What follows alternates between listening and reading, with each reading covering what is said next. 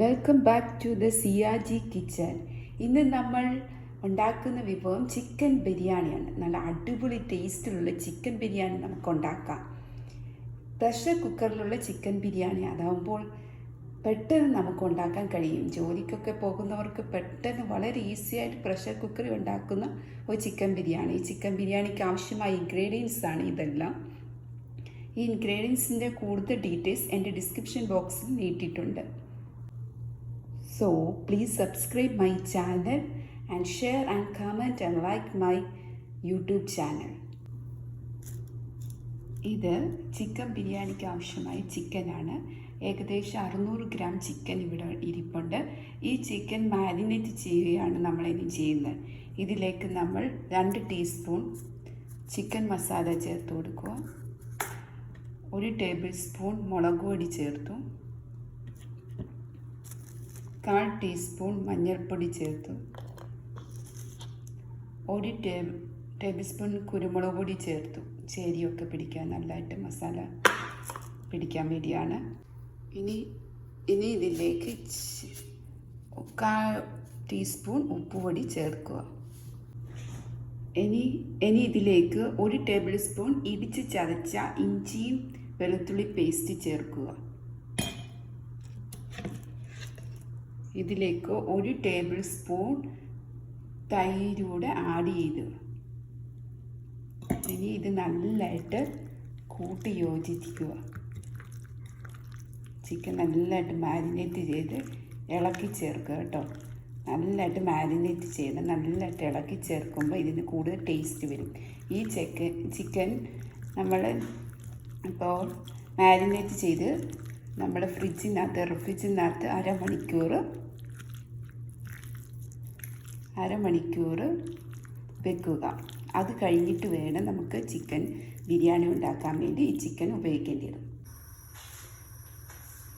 ഇനി നമുക്ക് ചിക്കൻ ബിരിയാണി ഉണ്ടാക്കുന്നതിലേക്ക് കടക്കാം. ആദ്യം 1 ടേബിൾ സ്പൂണ് നെയ്യ് ഇട്ട് കൊടുക്കുക.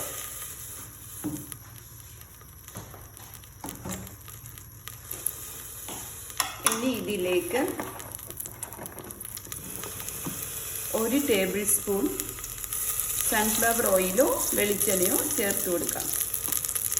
ഇത് കുക്കറിൽ ചെറുതായിട്ട് ചൂടാക്കുക.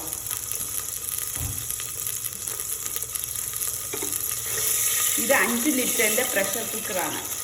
ഇതിലേക്ക് വെളിച്ചെണ്ണയും നെയ്യോടെ ചേർത്ത് കൊടുത്തിട്ടുണ്ട്. ഇനി ഇതിലേക്ക് ഒരു നീളമുള്ള കറുവപ്പട്ട, ഗ്രാമ്പു, കുരുമുളക്, ജീരകം, ഏലക്ക 2 ഇതെല്ലാം ചേർത്ത് കൊടുക്കുക. ബേ ലീവ്സ്, പുതിനയില ഉണ്ടെങ്കിൽ അത് ചേർത്ത് കൊടുക്കാം. ഇത് 2 സെക്കൻഡ് നമ്മൾ ഒന്ന് ചെറുതായിട്ട് ചൂടാക്കുക. ഇനി ഇതിലേക്ക് 2 സവാള അരിഞ്ഞു വെച്ചത് ചേർത്ത് കൊടുക്കുക.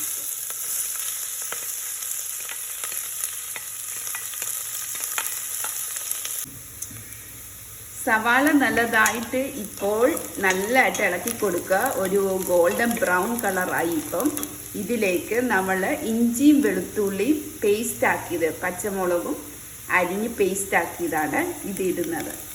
നല്ലതായിട്ട് ഇളക്കി കൊടുക്കുക. ഇനി ഇതിലേക്ക് 1 തക്കാളി അരിഞ്ഞു വെച്ചത് ചേർത്ത് കൊടുക്കുക. മല്ലിയില ചെറുതായി ചോപ്പ് ചെയ്തതും ഇട്ട് കൊടുക്കുക. ഇനി ഇത് നല്ലതായിട്ട് ഹൈ ഫ്ലെയിമിൽ വെച്ച് ഇളക്കി കൊടുക്കുക. ഇതിപ്പോൾ നല്ലതായിട്ട് വഴറ്റി വന്നിട്ടുണ്ട്. ഇനി ഇതിലേക്ക് 1/4 ടീസ്പൂൺ മഞ്ഞൾപ്പൊടി ഇടുക. 1 ടീസ്പൂൺ ബിരിയാണി മസാലപ്പൊടി ഇടുക. 2 ടീസ്പൂൺ ചിക്കൻ മസാല ചേർക്കുക. ഇത് നല്ലതായിട്ട് ഇളക്കി കൊടുക്കുക. ഇനി കുരുമുളക് പൊടി 1/2 ടീസ്പൂൺ ചേർത്ത് കൊടുക്കുക. നല്ലതായിട്ട് ഇളക്കി ചേർക്കുക.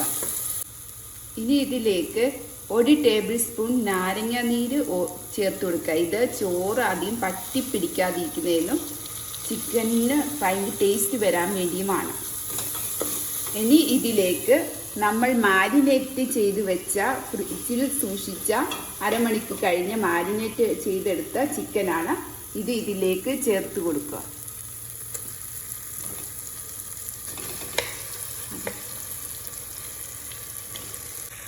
നമ്മൾ നേരത്തെ ഓൾറെഡി ഉപ്പ് ചേർത്തതിന് എങ്കിൽ കൂടി 1/2 ടീസ്പൂൺ ഉപ്പ് കൂടി ചേർക്കുക, ചോറിൽ പിടിക്കാൻ വേണ്ടിയാണ്. പിന്നെ അത് നല്ലതായിട്ട് ഹൈ ഫ്ലെയിമിൽ വെച്ച് ഈ ചിക്കൻ നല്ലതായിട്ട് ഇളക്കി കൊടുക്കുക. അത് നല്ലതായിട്ട് ഒരു 2 മിനിറ്റ് ഇളക്കി കൊടുക്കുക. ഇതിപ്പോൾ നമ്മൾ ബസ്മതി അരി നല്ല കഴുകി വൃത്തിയായിട്ട് വെച്ചേക്കുകയാണ്.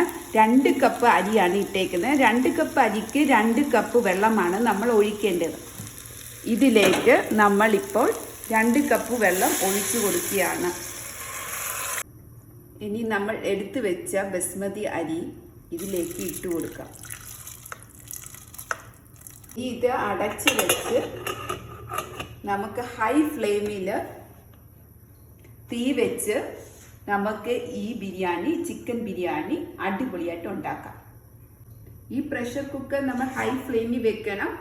ഹൈ ഫ്ലെയിമിൽ ഒറ്റ വിസിലാവുമ്പോൾ ഓഫ് ആക്കിയിട്ട് നമ്മൾ 20 മിനിറ്റ് കഴിയുമ്പോൾ ഇത് ഓപ്പൺ ആക്കി ഇതിൻ്റെ പ്രഷറൊക്കെ കഴിഞ്ഞിട്ട് നമുക്ക് ബിരിയാണി സെർവ് ചെയ്യാം. ഇനി ഈ സമയം കൊണ്ട് നമ്മൾ കടായി എടുത്ത് സ്റ്റവിൽ വെച്ച് സ്റ്റവ് ഓൺ ആക്കി ഇതിലേക്ക് 1 ടീസ്പൂൺ നെയ്യ് ഇട്ട് കൊടുക്കാം.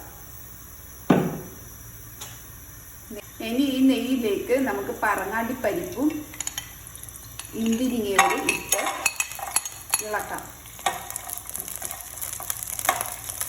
ഒഴിച്ചു കൊടുക്കാം.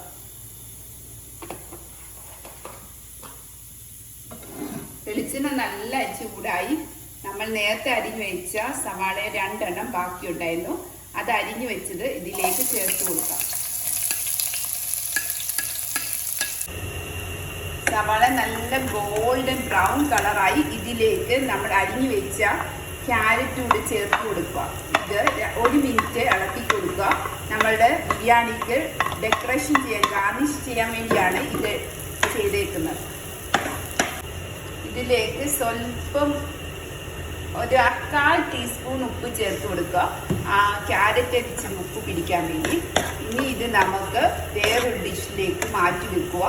ഇത് ബിരിയാണിയിലേക്ക് ചേർത്ത് കൊടുക്കാൻ വേണ്ടിയാണ് ഇത് ചെയ്തേക്കുന്നത്. ഇപ്പോൾ നമ്മുടെ ബിരിയാണി റെഡിയായി. ഇനി നമ്മൾ പ്രഷർ കുക്കർ 20 മിനിറ്റ് വെയിറ്റ് ചെയ്ത് തുറന്നിട്ടുണ്ട്. അരി ചോറ് വെന്തോ എന്ന് നോക്കാതെ നല്ലതായിട്ട് വെന്തിട്ടുണ്ട്. ഇനി നമ്മൾ സെർവിങ് ഡിഷിലേക്ക് മാറ്റാം. പെട്ടെന്ന് മാറ്റുന്നതാണ് നല്ലത്. ആകുമ്പോൾ നല്ല ടേസ്റ്റുള്ള ബിരിയാണി ആകാം. ഇപ്പോൾ നമ്മൾ പ്രഷർ കുക്കറിൽ ഈസി ആയിട്ടുള്ള ബിരിയാണി റെഡിയാക്കി. ഇനി സമയമുണ്ടെങ്കിൽ കുറച്ച് ഡെക്കറേഷനൊക്കെ ആകാം. ഇതിലേക്ക് കുറച്ച് പറങ്ങാണ്ടി പരിപ്പ്, മുന്തിരിങ്ങയൊക്കെ ഇട്ട് നമുക്ക് കുറച്ച് കൂടുതൽ ടേസ്റ്റ് വരാൻ വേണ്ടി ഡെക്കറേഷൻ ചെയ്തിട്ടുണ്ട്.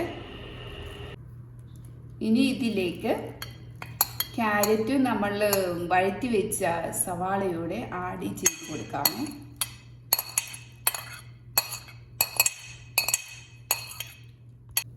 അടുത്ത നമ്മൾ ഗാർണിഷ് ചെയ്യാൻ വേണ്ടി അരിഞ്ഞു വെച്ച കൊറിയാണ്ടർ ലീവ്സ്, മല്ലിയില ചിതറി കൊടുക്കണേ, ഡെക്കറേഷന് വേണ്ടിയാണ്. ഇതിലേക്ക് തക്കാളി വട്ടത്തിൽ അരിഞ്ഞു വെച്ചേക്കുന്നത് ചേർത്ത് കൊടുത്തു. ഇനി നമ്മൾ വെള്ളരിക്ക അരിഞ്ഞു വെച്ചേക്കുന്നത് ഡെക്കറേറ്റ് ചെയ്തു. ഇപ്പോൾ സൂപ്പർ നമ്മളുടെ ബിരിയാണി റെഡിയായി.